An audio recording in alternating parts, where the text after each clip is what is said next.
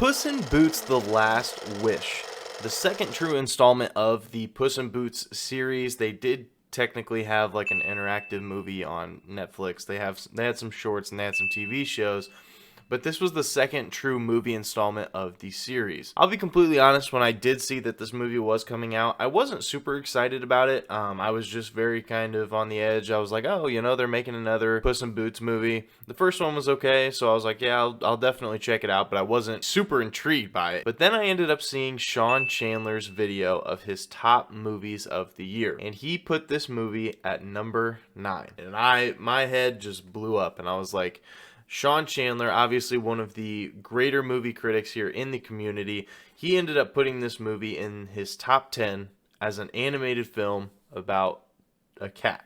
And I was like, okay, so this has to be very, very solid. I'll definitely go ahead and check it out. And then before I even had a chance to watch it, the Oscars nominees ended up dropping, and this was nominated as one of the best animated films of the year. And that's what set it in for me. So I went ahead and texted my girlfriend and I said, hey, let's go ahead and go to the theater tonight, and let's go see Puss in Boots and The Last Wish. So we ended up seeing it on January 28th of 2023. So it was just about a month later from when it originally ended up coming out, and the theater was still packed. And that was another great sign to me. I was thinking to myself, if all these people are still here a month after the movie ended up releasing, this has to be a good sign for the movie, and it was. So first things first, this is a spoiler review, so if you guys do have any intention on seeing this movie and you haven't yet, make sure to just go ahead and watch it first, because I am going to go ahead and talk about just a couple things, not super in detail, but there's still going to be some things, especially when I get to my one big con at the end of the movie.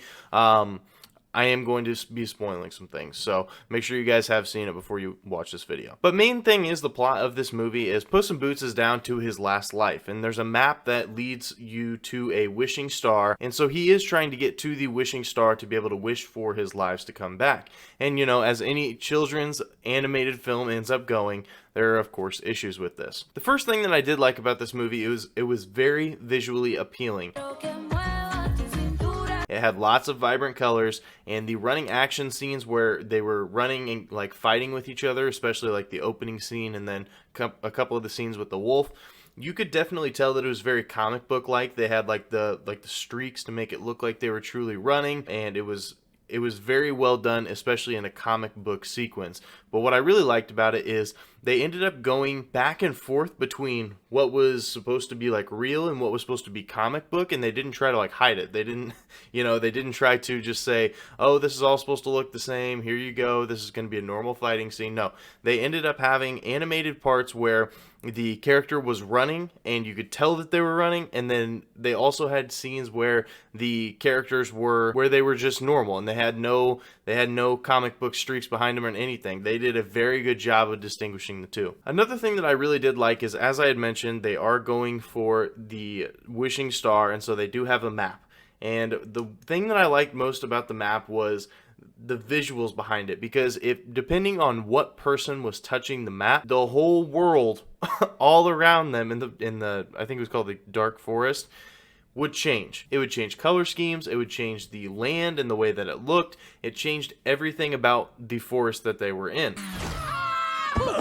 And I thought that was really cool. It was very appealing to see so many different point of views of the exact same place, and I just thought that was a really good touch. Another thing that I did like about this was, of course, the villains in this movie. There is technically 3 villains if you want to be completely technical about it. Big Jack Horner, played by John Mulaney. He was based off of the old nursery rhyme, how they like to bring in some of the old nursery rhymes for some of this movies, and they ended up taking him to the big screen and putting it into action. And he was a villain in this movie. He was trying to go to the wishing star to be able to take all the magic out of the world and have it all to himself. But the thing I liked most about Big Jack Horner was the fact that it was very cool to look at. He had everything that you would want if you were interested in magic and stuff of that nature. They had things exploding, and when they exploded, they were made out of confetti, and he had magic cookies that he ends up using late in the movie to be able to grow to be this monstrous dude. Also had a magic staff, and so he was able to produce magic with that as well. Awesome villain. I actually really enjoyed it. The second villain was kind of a villain, but she kind of switched the way that she was. Great character arc for this character, but it was Goldilocks and the Three Bears. Goldilocks and the Three Bears get introduced at the time that Puss in Boots is trying to steal the map. And at the time, Goldilocks ends up promising them that if they end up getting this map and end up getting to the wishing star, their wish would be to get a bunch of pie, is basically essentially what it was. But Goldilocks had an ulterior motive to basically make a wish strictly for herself. At the end, whenever they end up figuring out that Goldilocks isn't going to follow through with their wish if they end up getting it, then her whole character arc ends up switching and she turns into a much better person.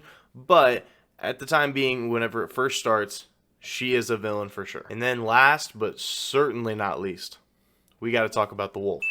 The wolf in this movie, he was everything that was so diabolical in a character that you could have wanted. He was creepy. He had his whistle. He literally signified death, which is just crazy to me. And if I was a younger kid, like if I was like 8 or 9, maybe even a little bit younger, this would be giving me nightmares. Like truly, they did his character so perfectly. It was a wolf. He had bright red eyes. I'll of course put a picture up here somewhere, but he had bright red eyes, just in case if you guys haven't seen it. Bright red eyes, and he played such a perfect villain. Oh my goodness. His whistle, he had that smooth, diabolical voice. Because Puss in Boots laughs in the face of death, right? They only did have the 2 fight scenes in this movie, and we'll get into one of the cons that I had at the end of this.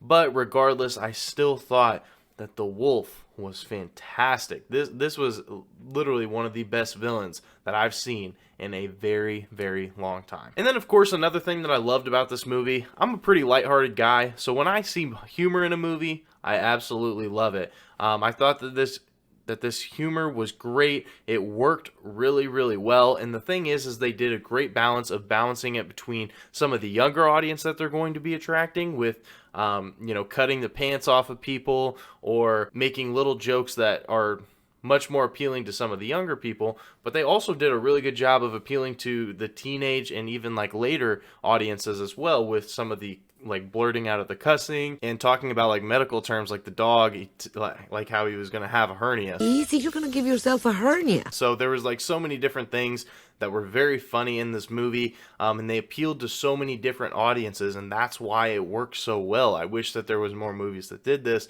but they have to have certain backgrounds and certain plot lines to be able to do stuff like this. So I understand, but man, they did this really, really well. Now I'm going to go ahead and talk about the only con that I had for this movie, and I mean this with my whole heart. This was the only con that I had in this movie. And it's just that I wish that the Puss in Boots and the wolf fight at the end would have concluded differently. Not necessarily, you know, one taking down the other or like ends up killing one of the other, because it is a kid's movie at the end of the day, so I completely understand it. But the moral of this whole story was the fact that Puss in Boots was on his last life, and so he had to be able to learn to value everything more over the course of his last life. But the thing that I didn't like was the wolf also had a motive to take down Puss in Boots over the course of this entire movie, and then once he actually has the chance to do so, they have a fight scene and there's like this heartfelt moment, and I get that. But then after that, he literally just walks out of the fire and just kind of leaves the scene completely. Live your life, Puss in Boots. Which wasn't a terrible ending. I personally just wish that there would have been a fight where maybe Puss in Boots would have beat the wolf, like taken him down, defeated him, the wolf ran off and comes back later in a later movie for revenge or something. And they definitely hinted towards a new movie, because at the end of the battle, the wolf ended up saying, "We will meet again." So I do think that this movie could have been one of my favorites of all time, and I'm truly not joking. This movie was that good, but I just wish that there would have been a little bit of a conclusive ending. If Puss in Boots would have taken down the wolf, and then the wolf scurries off and says, "We will meet again," and after he's like, you know, limping and he's on his last limb, that would have been the most perfect and ideal ending ever. Because even after the wolf scene, then they had the Big Jack Horner. They had to go back and take him down as well. So there was so much going on there at the end, and I felt like the wolf could have made it even more conclusive, would have made it even more legendary to watch. But overall, as I said, that's the only con that I had. I really, really love this movie, and personally, for me, this is going to be the first 10 out of 10 crowns video here on the channel. Welcome to the royalty Puss in Boots: The Last Wish. I love this movie. Like I said, everything just worked. This movie made me so incredibly happy. It was such a good movie overall. So that is my personal opinion of the movie. Let me know what you guys think. Did you guys like it as much as me? Did you guys think that it was awful? Let me know exactly what you guys do think down below. Of course, at the end of the day, this is just my opinion. So if you guys do have your own opinions, make sure to drop those down below. Let me know what you guys do think we should be doing next. So if you guys are new to the channel, you guys do want to hear some of the more stuff that we do have, make sure you guys do like, comment, subscribe, and turn on that notification bell so you guys know when we post. My name is Austin. I am 1/3 of the Civil Cinematics here on the channel. Make sure you guys do sub for the rest of the guys as well, and I'll see you guys again soon.